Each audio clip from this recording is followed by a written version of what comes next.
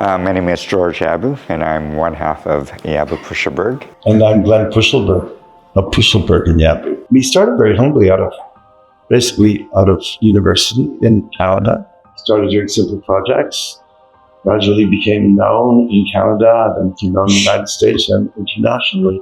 Slow and steady wins the race. What does that mean, that metaphor? And that is when you build design, architectural projects, interiors, they take a long time. And you get to build your craft over a number of years and decades. The essence of who we are is based on curiosity. We're curious about new places to go to. We're curious about cultures. So we have a worldview of life. We have a worldview of what people who travel the world want in their home. We're known for our work is long lasting. And I ran into a couple of clients recently that, haven't been doing much, and we reconnect again. Your project, 18 years later, still looks fresh and relevant. Today, they said everybody's looking for that, what's that money shot, what's that Instagrammable moment? But we don't design that way. We design for the duration, for the long run. One of our favorite residential projects is the Amani Residences in Tokyo.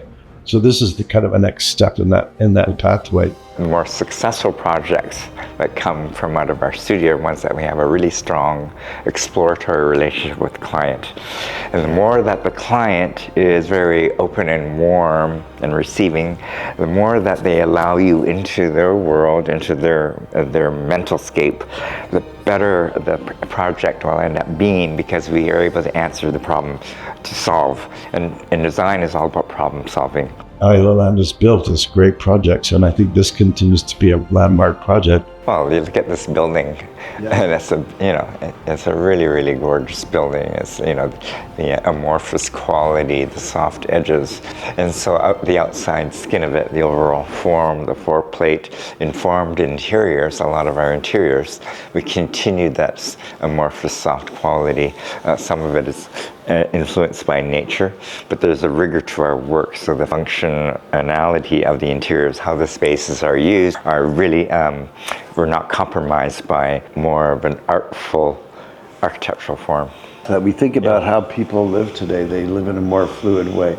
We like to live with choices. Like, we don't enclose our kitchens from our dining rooms, from our living rooms anymore. We flow. We also have to insert, I wouldn't say the rigidity, I would say the practicality of right-angled spaces, because when you talk about shelving, you talk about hanging, you talk about kitchen storage, pantry storage, all of those necessities, it would be incongruous to work with this fluid forms of the walls. I was thinking about some of the amenity spaces, and we had a little bit of fun with the spa. This is a great project because it has a spa like a 5-6 star hotel does, and we made it more grotto-like. There are no straight walls in here. You move in and out. Mystery and it's more womb-like when you're in a place where you want to relax, have a massage, have facials, whatever, to have not.